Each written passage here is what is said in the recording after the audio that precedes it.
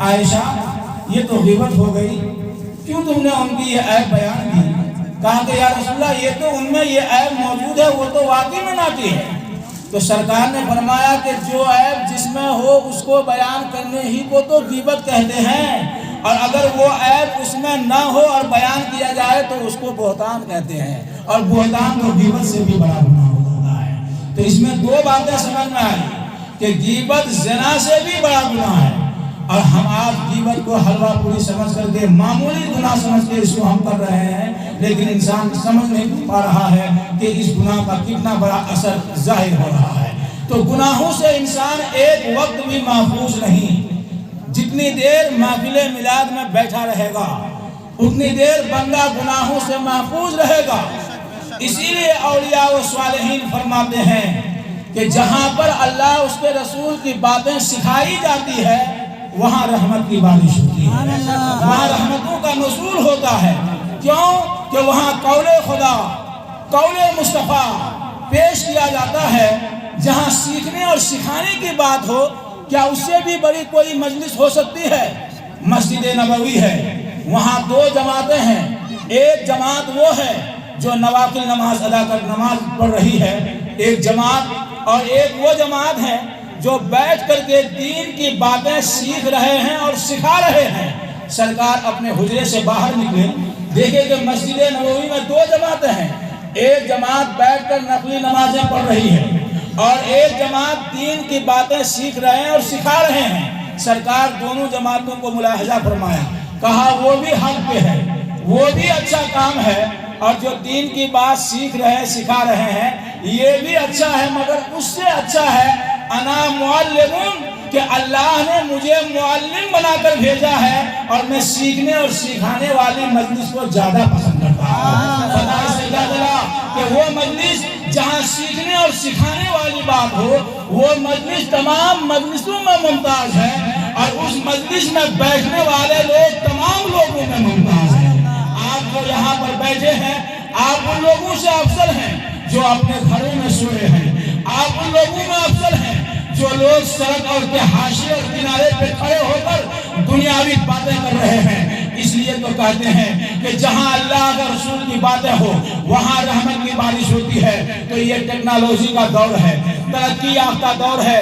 کوئی یہ کہہ سکتے ہیں کہ حضرت اگر رحمت کی بارش ہو تو ہم نے بارش کو دیکھا ہے کہ جب بارش ہوتی ہے تو ندی نالے بہنے لگتے ہیں، جب بارش ہوتی ہے تو کھیت سیراب ہوتا ہے، جب بارش ہوتی ہے تو باغ کی سینچائی ہوتی ہے، جب بارش ہوتی ہے تو انسان کا کپڑا بھیگتا ہے، جب بارش ہوتی ہے تو انسان کا جسم بھیگتا ہے، جب بارش ہوتی ہے تو زمین بھیگ جاتی ہے۔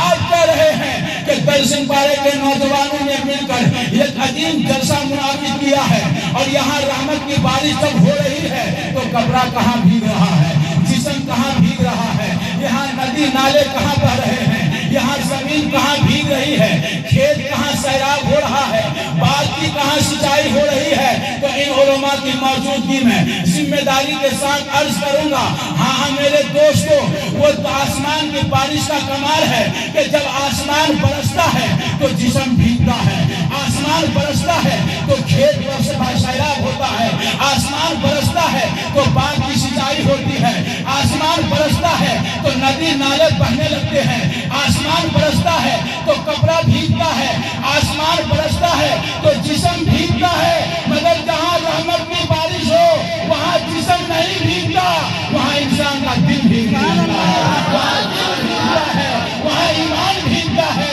وہاں جگر بھیگتا ہے۔ اللہ اکبر، یا رسول اللہ، یا رسول اللہ، یا رسول اللہ۔ تو جہاں پر آسمان برسے وہاں جسم بھیگتا ہے، جہاں رحمت کی بارش ہو وہاں دل بھیگتا ہے، آسمان برسے تو باغ کی سینچائی ہوتی ہے، اور رحمت کی بارش برسے تو ایمان کی سینچائی ہوتی ہے، جہاں آسمان برسے وہاں کھیت سیراب ہوتی ہے، اور جہاں رحمت کی بارش برسے وہاں روح سیراب ہوتی ہے، یہاں روح سیراب ہوگی۔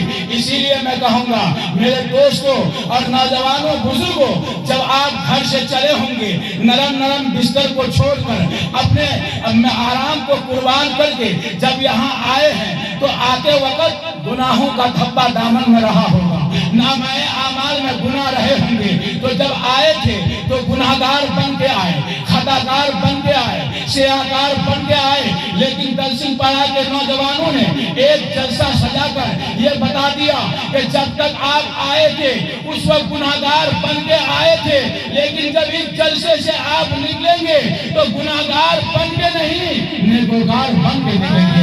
यहाँ से निकलेंगे तो आशिक़े रसूल बन के निकलेंगे, मौलाना गौसो ख्वाजा बन करके निकलेंगे। और एक बात याद आ रही है हजरात, यहाँ जिस्म भीगा है, इसके अंदर जिस्म भीगा दाग है, कपड़े में आसमान बरसता है, कपड़ा धो लीजिए कपड़ा साफ हो जाएगा कि नहीं, दाग धब्बा है धुल लीजिए कपड़ा साफ सुथरा हो जाएगा। तो आसमान पे बरसने से दाग धब्बे मैल कुचैल पाको साफ होता है और रहमत की बारिश से दिल भीगता है, और दिल जब भीगेगा तो दिल गुनाहों से साफ होगा, और जब दिल साफ होता है तो हदीस में मुस्तफा ने क्या कहा कि दिल मिसले आईना है। दिल क्या है? मिसले आईना। और आईने में अगर पर्दा हो तो चेहरा नजर आएगा? नहीं आएगा। आईने में अगर कोई काई लगी हो, रंग बताए चुना लगा हो, चेहरा नजर आएगा? नहीं आएगा। इस दिल में अगर गुनाह का धब्बा हो तो इस चेहरे पे कुछ मुस्तफा के जमाल का असर आ नहीं सकता। तो अब आप जानते हैं कि शीशा एक कमाल है। आप शीशे के अंदर जाएं तो शीशा का काम है चेहरा दिखाना। बच्चा जाएगा तो बच्चा का चेहरा नजर आएगा, मौलाना जाएगा तो मौलाना का चेहरा नजर आएगा, हाफिज जाएंगे हाफिज का चेहरा नजर आएगा। अगर एक आंख वाला हो तो एक ही आंख नजर आएगी, काला हो तो काला नजर आएगा, चेचक ज़दा हो तो चेचक ज़दा नजर आएगा। शीशा का काम है चेहरा दिखाना, जैसा है वैसा ही चेहरा नजर आएगा। और दिल जब मिसले आईना बन जाता है तो इस दिल में किसका जलवा नजर आएगा? तो इस दिल के अंदर किसी प्रधान का, किसी एमएलए का, किसी दुनियादार का चेहरा नजर नहीं आएगा। दिल जब ये साफ होगा तो इस दिल में किसी और का जलवा नहीं, जलवा मुस्तफा नजर आएगा, जलवा खुदा नजर आएगा। और जिस औलिया इकराम के दिल में जलवा मुस्तफा नजर आता है वो रात रात भर सजदे में सर रखते हैं, सुबह हो जाती है मगर सजदा पूरा नहीं होता। सैयदा फातिमा का वाकया सामने मौजूद है। हजरत फातिमा ज़ोहरा रज़ी अल्लाह ताला अन्हा, ये कौन फातिमा है? ये वो फातिमा ज़ोहरा रज़ी अल्लाह ताला अन्हा है जिसको हुजूर ने अपने जिगर का टुकड़ा कहा है। मेरे माँ बहन अगर सामने मौजूद हैं तो वो भी इस वाकया को सुने। आज इस दुनिया तरक्की याफ्ता दुनिया में हमारे भाइयों ने, हमारे बाप चाचाओं ने घर में इतने शानदार एहतमाम और इंतजाम है कि अगर खाना पकाए माँ बहन तो किचन में बेसन मौजूद है, प्लेट वहीं धो ले, पानी भरने के लिए बाहर जाने की जरूरत नहीं है, बाथरूम में नल लगा हुआ है, सारे इंतजाम मौजूद हैं, खाने के सारे इंतजाम किचन के अंदर मौजूद। मगर जरा फातिमा ज़ोहरा रज़ी अल्लाह ताला अन्हा की जिंदगी का मुलाहिजा करें। ये वो फातिमा ज़ोहरा रज़ी अल्लाह ताला अन्हा जो हसनैन की माँ है। फातिमा ज़ोहरा हजरत अली की बीवी है, मेरे नबी की बेटी है। जब इनका निकाह हुआ तो जहेज में क्या दिया गया? एक मस्कीजा और एक चक्की और एक जाए नमाज मुसल्ला। और आज हमारी बेटी की जब शादी होती है तो बाप सारा सामान देगा, पलंग भी दे रहे हैं, गोदरेज भी दे रहे हैं, शोकेस भी देंगे, फ्रिज भी देंगे, सब कुछ देंगे, मगर कुरान देने की याद नहीं है, मुसल्ला देने की ध्यान नहीं है। मेरे आका ने अपने बेटी को जहेज में क्या दिया? एक मुसल्ला दिया, एक चक्की दिया और एक मस्कीजा। वो लेके फातिमा अपने ससुराल आती है। आने के बाद सैयदा फातिमा क्या कर रही है? दिन को पानी भी भर रही है और पानी भर के चक्की भी चला रही है, आटा भी निकाल रही है, हसनैन का झूला भी झूला रही है, हजरत अली की खिदमत भी कर रही है। और फिर रात की तारीकी में फराइज नमाज अदा करने के बाद तहज्जुद भी पढ़ रही है। और जब तहज्जुद पढ़ते पढ़ते अभी दूसरा सजदा मुकम्मल न हुआ, इतने में सुबह सादिक तुलू होता है तो फातिमा हाथ उठा के बारगाहे खुदावंदी में दुआ कर रही है, ए मौला तूने कितनी छोटी छोटी रातें बना दी है कि फातिमा का दूसरा सजदा भी पूरा नहीं हो पा रहा है, इतने में सुबह सादिक हो जा रहा है।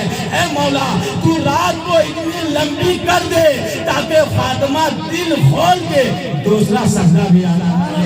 ये फातिमा में शौक कहाँ कहाँ से पैदा हुआ कि फातिमा के तकबीर,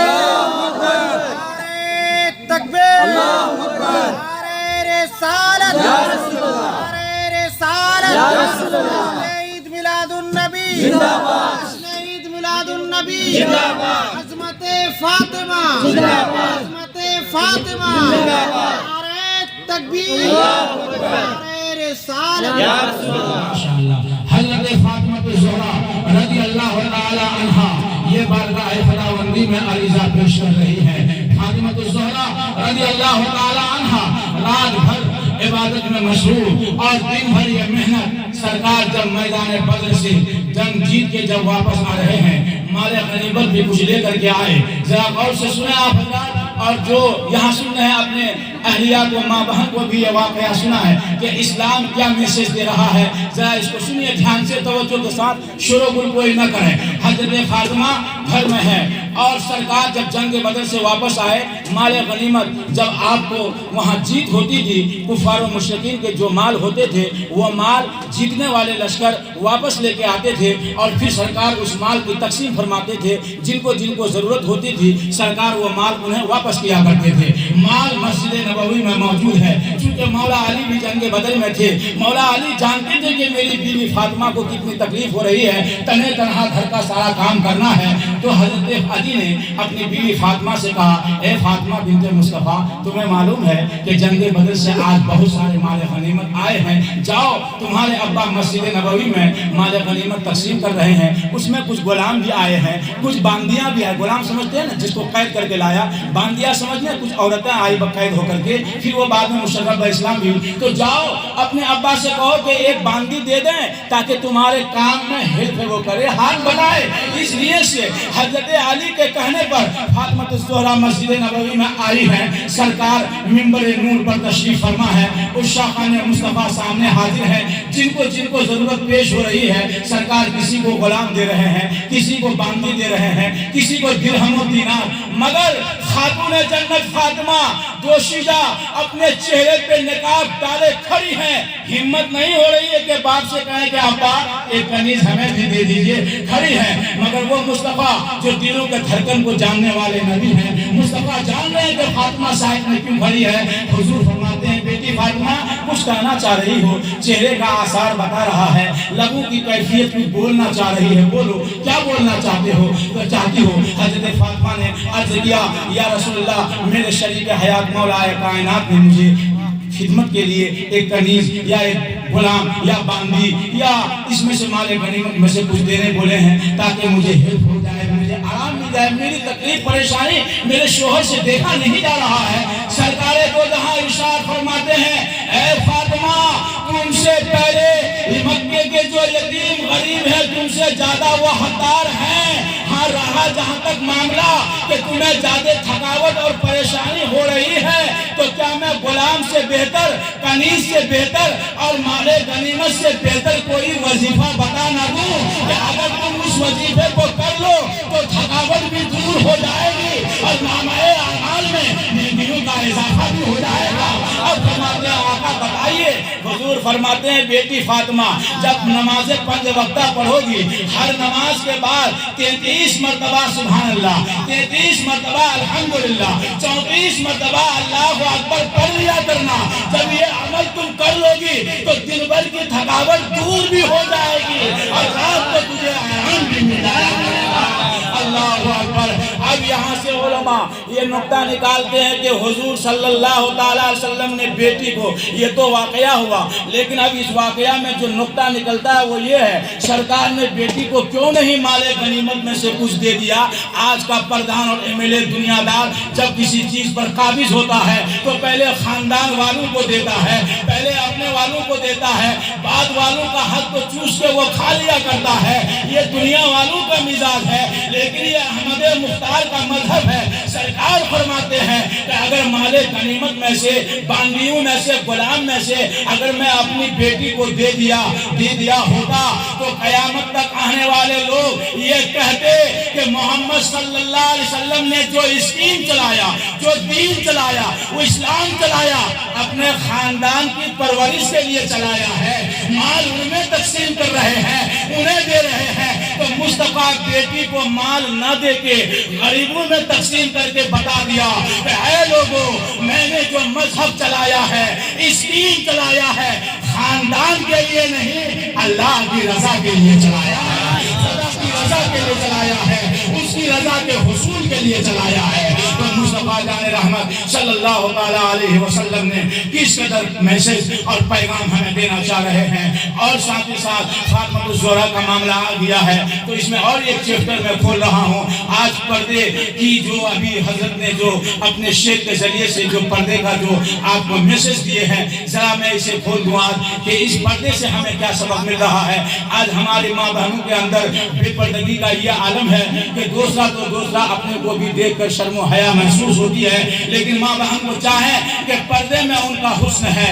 عورت کا معنی ہی پردہ ہے، اللہ نے اسے پردے میں رکھنے ہی کے لیے پیدا کیا ہے، اسے پردے ہی میں رہنا چاہیے۔